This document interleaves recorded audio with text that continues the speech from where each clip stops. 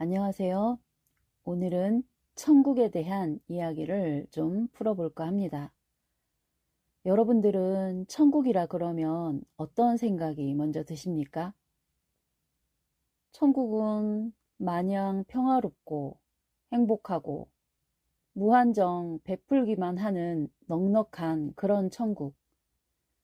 아무런 강제 노동도 요구치 않고 계급도 없고 탄압이나 압제도 없는 그런 천국을 상상하지 않습니까? 그러니까 그런 천국에는 아무런 준비할 것도 없고 평생을 아무렇게 살다가 죽는 순간에 예수님을 영접하기만 하면 들어갈 수 있는 그런 천국이라 생각하는 것이죠. 그러니 천국은 세상의 재난을 피해 도망가는 사람들을 아무나 붙잡아서 밥도 주고 잠도 재워주고 전쟁이나 재난 같은 위협으로부터도 보호도 해주는 그런 난민 구호센터 같은 그런 곳으로 생각을 하는 거죠. 오늘은 그런 천국에 대한 인식을 좀 깨트릴 이야기를 좀 해보려고 합니다. 우리는 영들의 세계에 대해 잘 모르다 보니 사람들이 상상해서 만들어진 그런 내세관을 가지고 천국도 믿고 지옥도 믿고 있는 것인 거죠. 그러나 영들의 세계에도 이 땅에서 펼쳐지는 세계와 같은 그런 다이나믹한 활동이 있는 곳이라는 것을 알아야 하는 것입니다. 그런 이야기를 어디서부터 시작하면 좋을까요? 우선 이 눈에 보이는 육의 세상에는 국가라는 단위가 있고 그 국가 간에는 평화롭게 잘 지낼 수도 있지만 잘못하면 엄청난 갈등이 일어나고 심지어 전쟁까지 벌어질 수도 있는 것도 우리는 수없이 경험하고 있지 않습니까? 영들의 세계는 어떨까요? 영들의 세계, 곧 천국과 지옥 사이에는 국경선이 있을까요? 없을까요? 그곳에는 갈등이나 전쟁 같은 게 있을까요? 없을까요? 갈등이 있다면 어떤 형태로 나타나고 전쟁이 있다면 어떤 식으로 나타날까요? 총칼을 가지고 싸우거나 아니면 권투글러브 같은 걸 끼고 싸울까요? 그런 게 아니라면 과연 어떤 방식으로 싸울까요? 분명 하나님의 세계와 사단의 세계가 사이좋게 평화롭게 지내는 건 아닐 텐데 말이죠. 이런 것에 대해 우리가 별로 인식이 없는 것은 우리가 영들의 세계에 대해 너무도 잘 모르고 있기 때문인 것입니다. 이런 상황을 이해하기 위해 세상에서 벌어지는 다양한 전쟁에 대해 먼저 좀 살펴보겠습니다. 여러분은 스포츠를 좋아하시나요? 스포츠도 하나의 전쟁이죠. 그것이 구기 종목이라면 그 도구가 공이 될 것이고 바둑이나 게임이라면 또 그에 맞는 도구들이 있겠죠. 학생들의 공부도 알고 보면 또 다른 하나의 전쟁인 셈인 거죠. 그 외에도 닭이나 소나 개 같은 동물들도 전쟁을 하는데 투견, 투개 이런 싸움에 대해 들어보셨죠? 그 동물들은 알고 보면 그 주인을 대신해서 싸우는 도구들인 셈인 거죠. 그렇다면 하나님과 사단의 전쟁은 어떤 식으로 그 전쟁이 펼쳐질까요? 여러분들 잘 들어보시기 바랍니다. 이 영적 전쟁의 속성을 모르시면 여러분들의 평생을 두고 공들이며 쌓아온 신앙생활이 그냥 허공에다 공연불하고 마는 결과로 끝맺을 수도 있다는 것을 아셔야 할 것입니다. 이를 좀 더 쉽게 이해하기 위해 욥의 이야기를 예로 들어볼까요? 욥기 1장에는 하나님의 천국 회의 자리에 사단이 참여하여 발언도 하고 의견 제시도 하고 그러죠. 하나님의 나라, 곧 천국에 사단이 왕래한다는 것도 이채롭지만 철천지 원수지간인 하나님과 사단은 서로 마주보고 있으면서도 직접적으로 서로 얼굴 붉히며 싸우고 있지 않습니다. 서로 마주보고 주거니 받거니 평화로운 대화를 하고 있죠.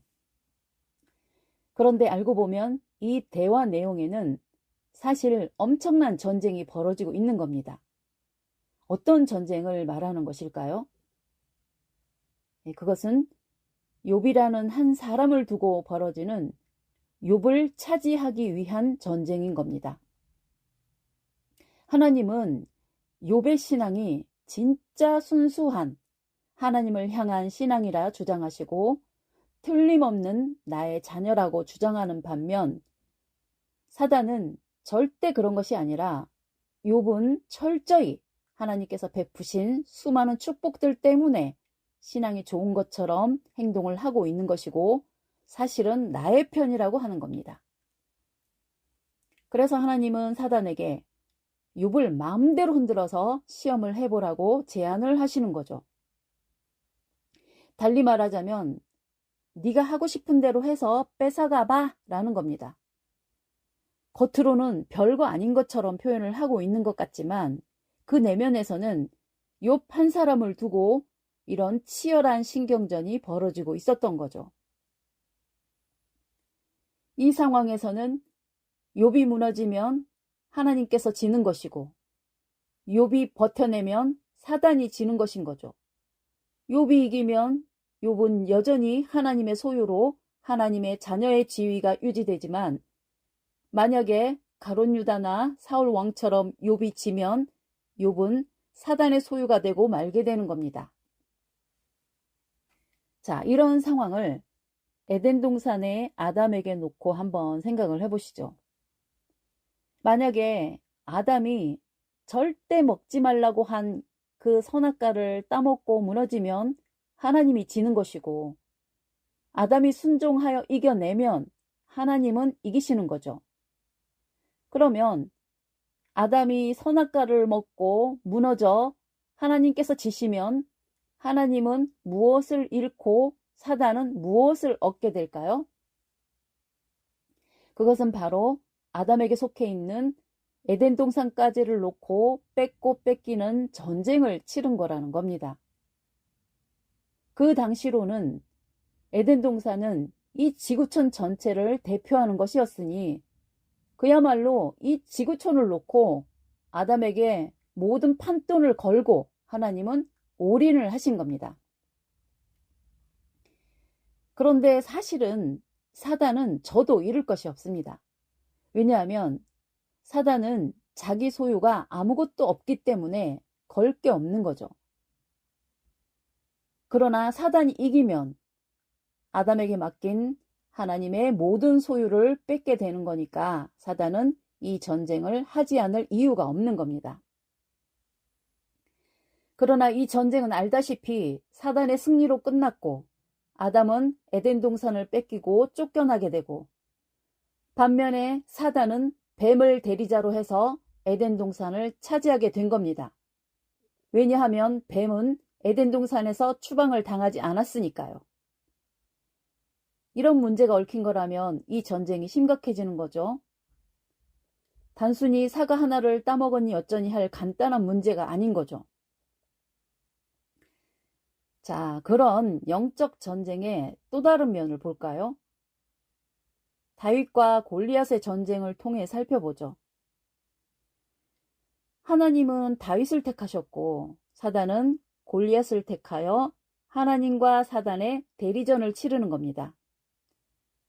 그것을 조금 더 확대하면 하나님은 이스라엘이라는 민족을 택하시고 사단은 아말렉을 비롯한 가나안 7족뿐 아니라 아담의 전쟁 때 이미 빼앗았던 세상의 모든 이방 민족들을 이미 선점하고 있는 지경인 거죠. 그러니 숫자상으로는 이스라엘이 절대적으로 불리한 전쟁을 하게 된 셈인 겁니다. 그런 조건과 상관없이 지는 쪽은 이기는 자에게 모든 것을 다 뺏기는 거죠.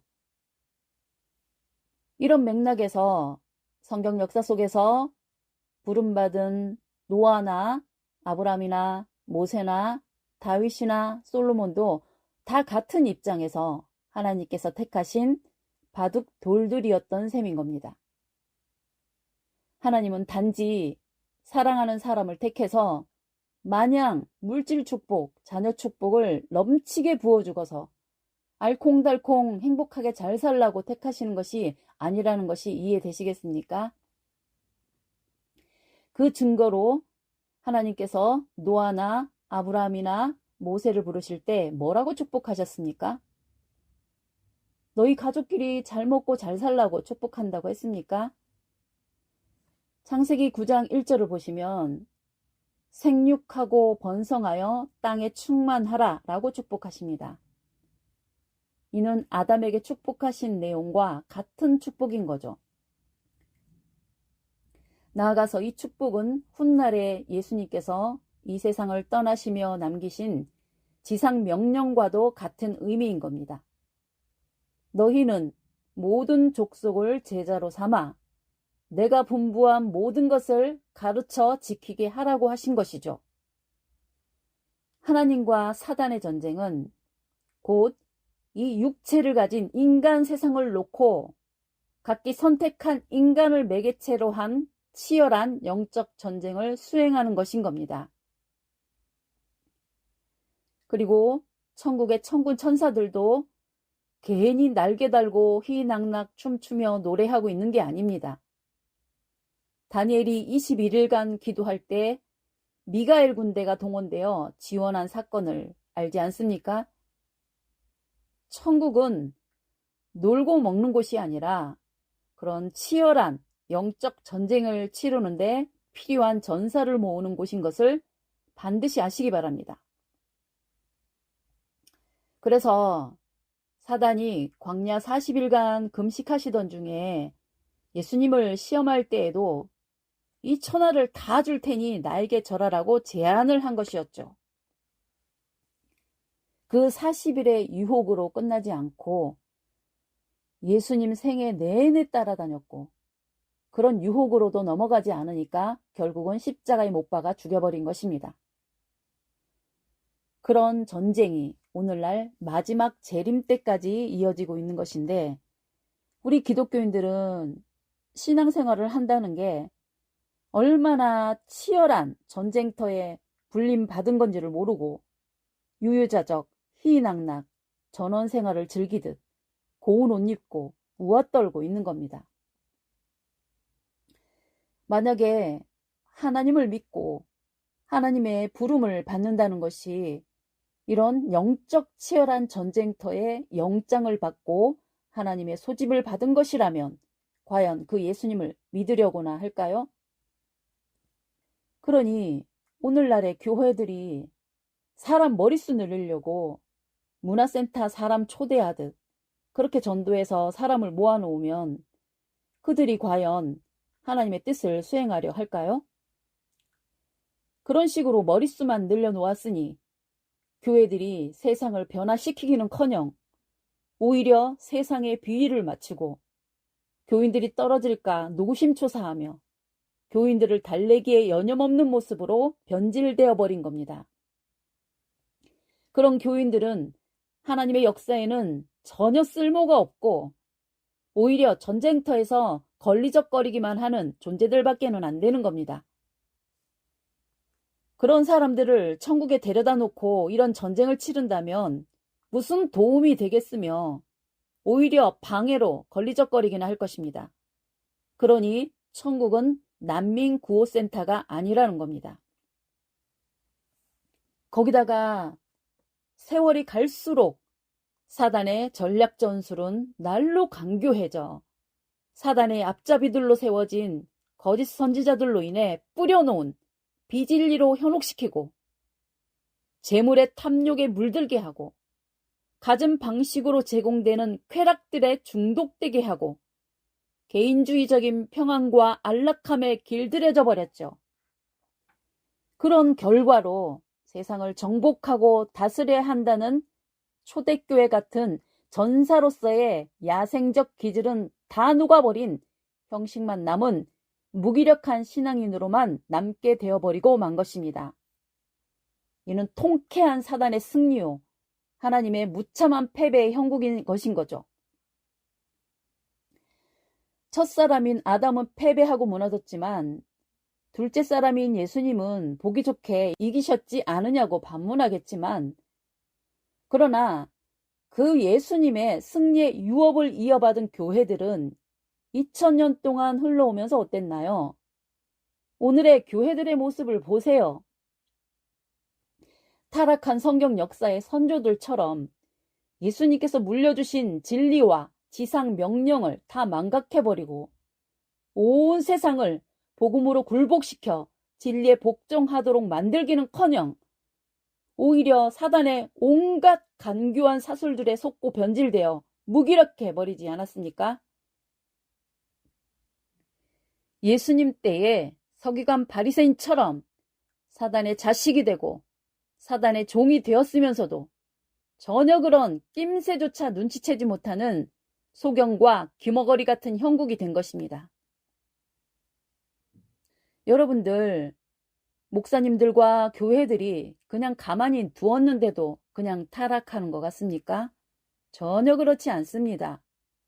거기에는 엄청난 사단의 파괴 공작에 무너진 결과인 겁니다. 이 와중에서 천국의 천사들은 타락해가는 교회와 성도들을 지키려 동분서주하지만 이미 사단에 기울어버린 사람들이 성령의 음성에 귀를 기울이지 않게 된 것입니다. 사울 왕이 권력욕에 미쳐버리니 어떤 선지자들의 경고도 들리지가 않았듯이 그렇게 화인맞은 양심들이 되어버린 겁니다. 그러니 천국이라고 맹탕 철부지 같은 신자들을 괜히 불쌍하다고 개나 소나 다 천국에 데려다 놓으면 이리저리 몰려다니며 소란만 피우며 걸리적거리기만 하지 이 영들의 전쟁에 무슨 도움이 되겠습니까? 이는 마치 총탄이 빗발치고 여기저기 포탄이 떨어져 사람들의 비명소리가 터져나오고 있는데 철 모르는 아줌마들이 큰 선글라스 끼고 어울려 다니다가 혼비백산하는 형국이 되는 거죠. 천국에는 여유로운 한량들이 필요한 것이 아니라 이런 영적 전쟁터에서 뭔가 도움이 될 만한 그런 전사, 전투, 요원이 필요하다는 것입니다. 그래서 천국에서 가장 선호하는 사람들은 이 땅에서도 하나님의 복음을 전하기 위해 목숨을 걸고 살아왔던 순교자들이 가장 환영받는 인재들이 되는 것인 거죠.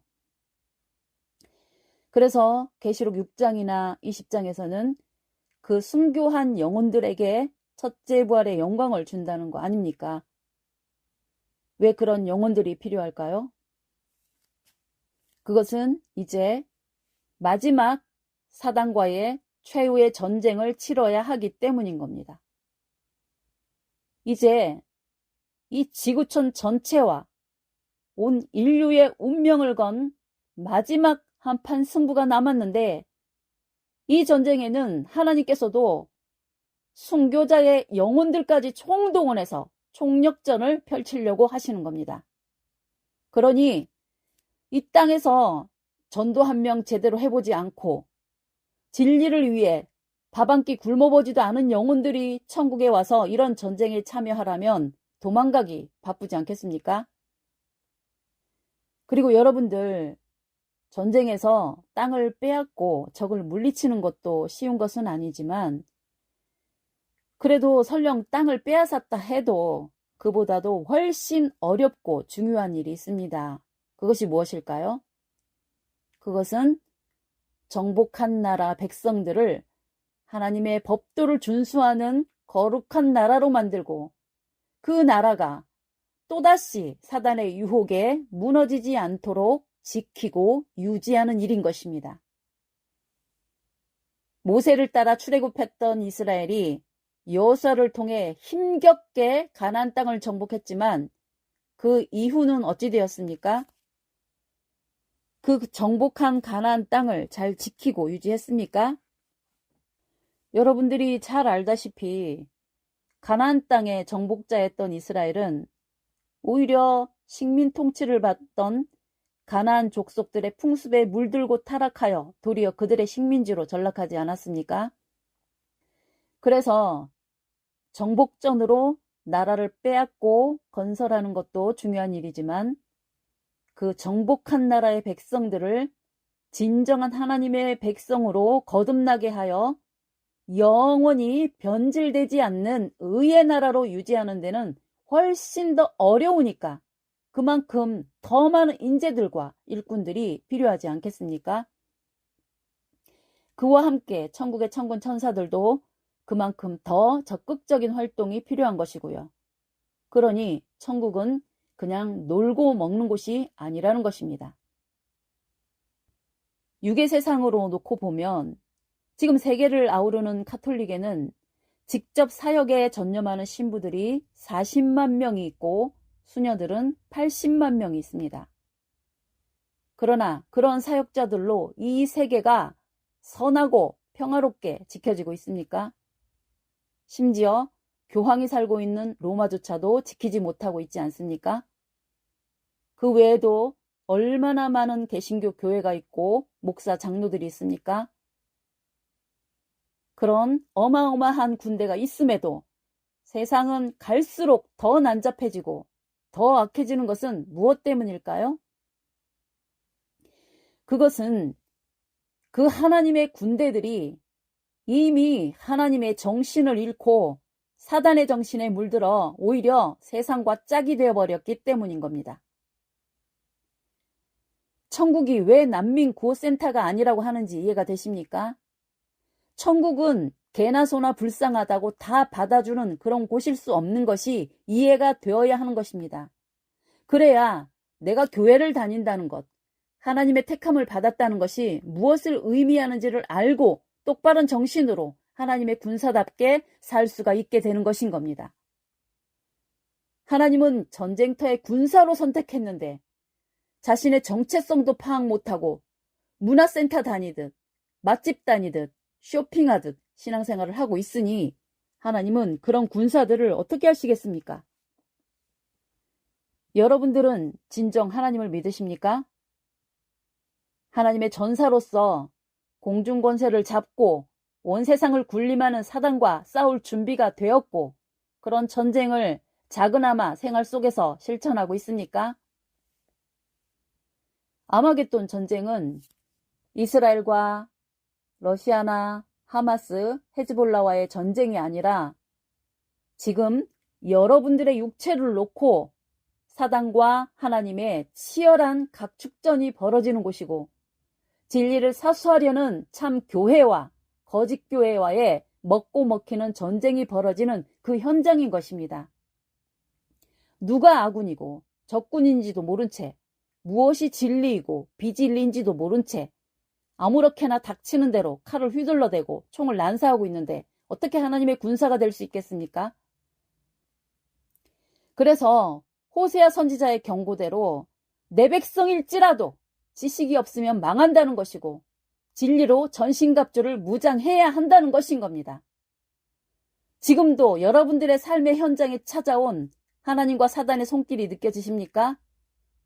그리고 이 시대 교회 전체에게 찾아온 사단의 유혹과 테스트의 손길이 느껴지십니까? 돈으로 물들고 온갖 정치적 이념에 찌들고 온갖 더러운 종교 혼합주의로 오염된 교회들과 나아가서는 하나님의 근본적인 창조 질서조차 무너뜨려 남자와 여자라는 기본 질서조차 거부하고 벌어지는 온갖 더러운 음란은 이미 소돔과 고모라를 능가하고 있는 이 시대인 것입니다. 이런 영적 흐름의 본질을 모르고 이 와중에서도 자기 개인의 행복과 출세를 갈망하며 하나님께 새벽기도, 철야기도, 금식기도를 올리고 그리고 화려한 문화생활로 변질된 교회에서 벌어지는 대부분의 신앙행위들은 그냥 사단이 짜놓은 잔치판에 조력하는 부역자가 되어 있는 실정들인 것입니다. 진자는 이긴 자의 종이 된다는 게 냉혹한 영적 전쟁의 본질인 겁니다. 다 빼앗든지 다 뺏기든지 적을 물리치지 않으면 내가 지옥에 떨어지는 그런 전쟁터인 겁니다. 지금까지는 사단에 의해 무너진 인간들 때문에 하나님께서 굴욕을 당해오셨고 사단의 세력이 절대 다수가 된 세상 속에서 소수의 의인들이 하염없이 고난당하는 형국이었지만 이제는 예수님과 순교자들까지 총동원된 직접적인 개입의 역사로 하나님께서 사단의 세력을 물리치고 사단에게 빼앗긴 하나님의 나라를 회복하여 거룩한 세계를 만들려고 하시는 겁니다. 그런데 이 땅에는 그런 하늘의 뜻을 받들어 싸워줄 사람이 눈을 씻고 찾아봐도 없는 시대가 되어버렸습니다. 이미 변질되어 버렸거나 예수님이 천국을 이루어 놓으면 거기에 숟가락 들고 참여하겠다는 사람들 뿐입니다.